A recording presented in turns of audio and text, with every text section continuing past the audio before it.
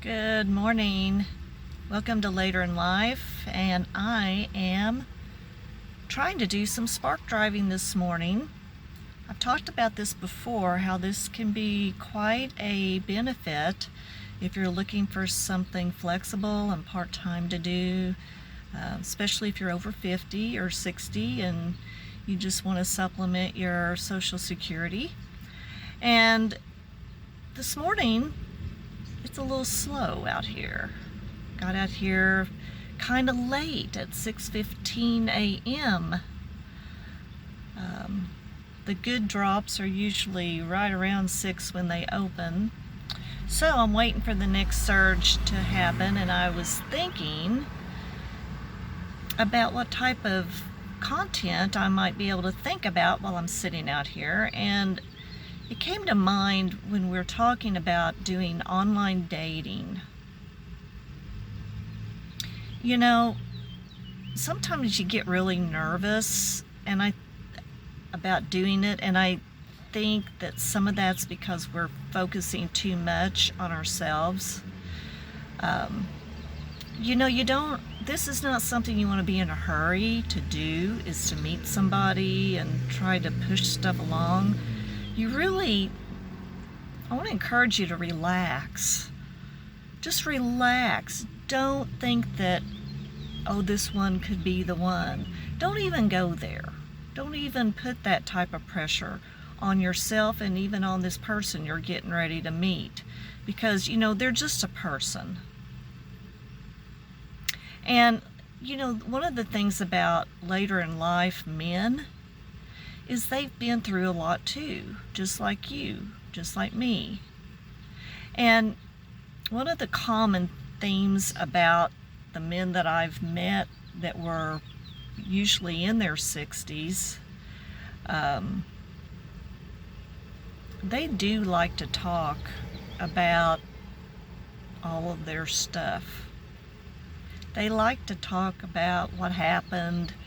Like if they were in a marriage and they were in a divorce, they will talk in detail about all of the stuff that happened and what she did.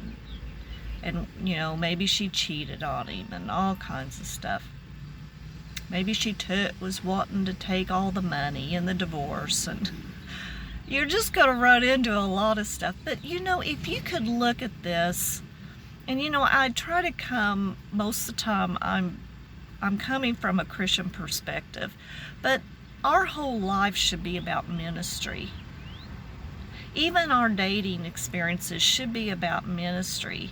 We should be encouraging and edifying the men that we're meeting. Listen to them, give them feedback. You may not be at all attracted to them once you meet them, and it's okay. Why not Why not at least help them with their understanding? Maybe you can shed some light on something to do with, their situation, or if it's not something real major like cheating, because I can't really relate to that. You might be able to give a woman's perspective on something that they are hung up on that might be preventing them from really engaging with someone, as they look for someone to build a relationship with. And so I just want to encourage you, it's not always about us. Sometimes it's about what we can offer to them to help them kind of relax in the process as well and not hold so many resentments. A lot of them do. They're like, there's been a few that I'm just like, he'll never be able to get over this. I mean, unless he really opens himself up to God and lets him work through him, he's not going to be able to have a real relationship with someone new, because he's just so disturbed.